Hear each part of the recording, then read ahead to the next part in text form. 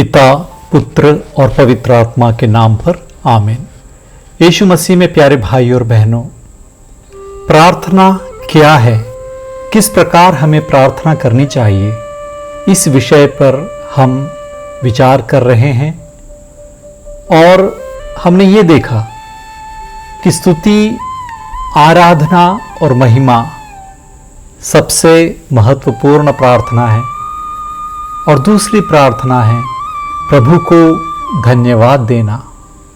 और आज हम तीसरी तरह की प्रार्थना पर ध्यान दे रहे हैं, वह है पछतावे की प्रार्थना या पश्चाताप की प्रार्थना।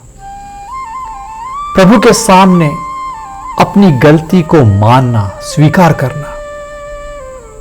आजकल के जमाने में सबसे बड़ी प्रॉब्लम यह है कि इंसान गलती तो करता है, पाप तो करता है, लेकिन उसे मानने को तैयार नहीं होता।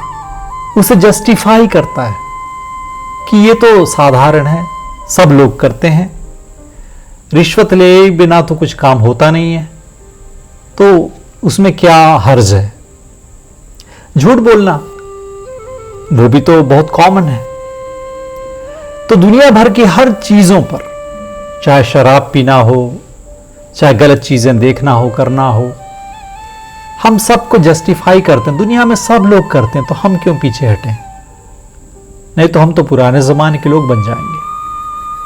तो हर तरह से लोग पाप को मानने को तैयार नहीं है।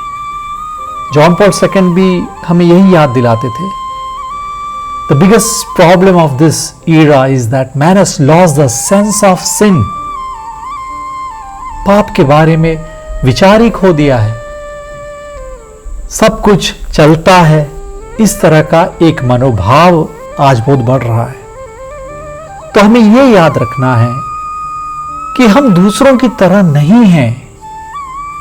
प्रभु ने हमें सब जनताओं में से चुना है, और इसलिए चुना है ताकि हम भी अपने प्रभु की तरह पवित्र बने, उनकी संतान बनकर जिए। और ये नहीं कि हम दूसरों को बिल्कुल नजरअंदाज कर रहे हैं।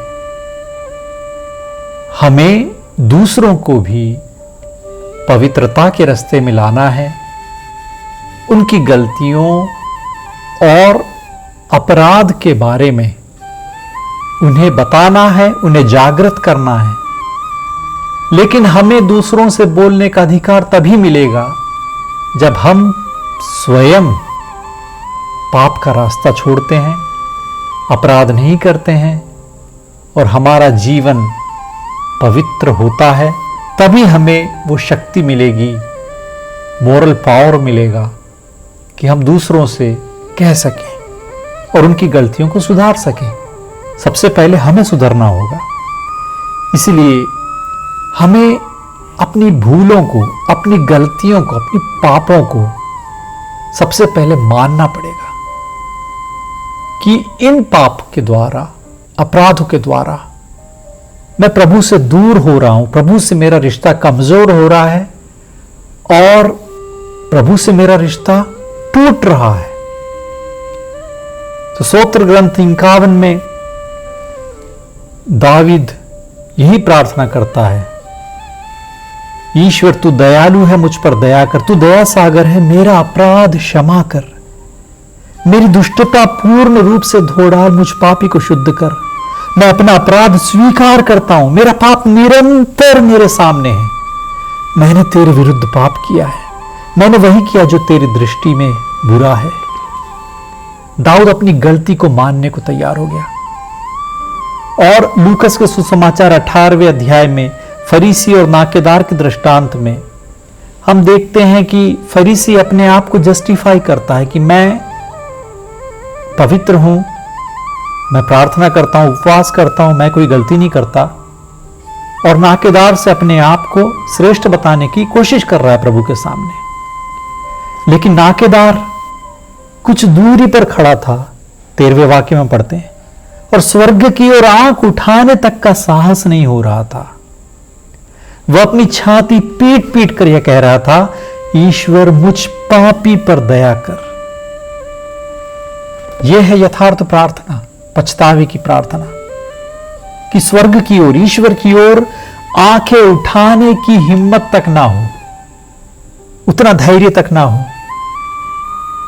और अपनी छाती पीट पीट कर कहो कि ईश्वर मैं पापी हूं, मुझ पापी पर दया करो। यह है पछतावे की प्रार्थना। यह प्रभु को बहुत प्रिय है। इसके लिए हमें विनम्रता होनी चाहिए, अपनी गलती का एहसास होना चाहिए।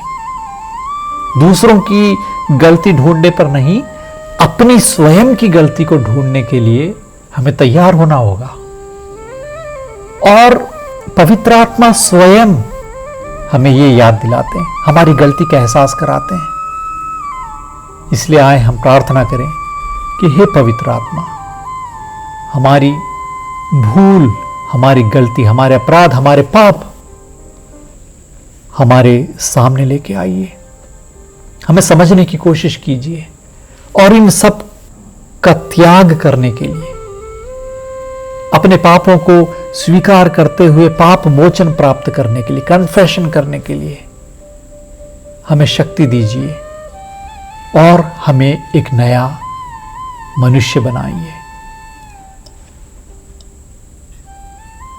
आमीन।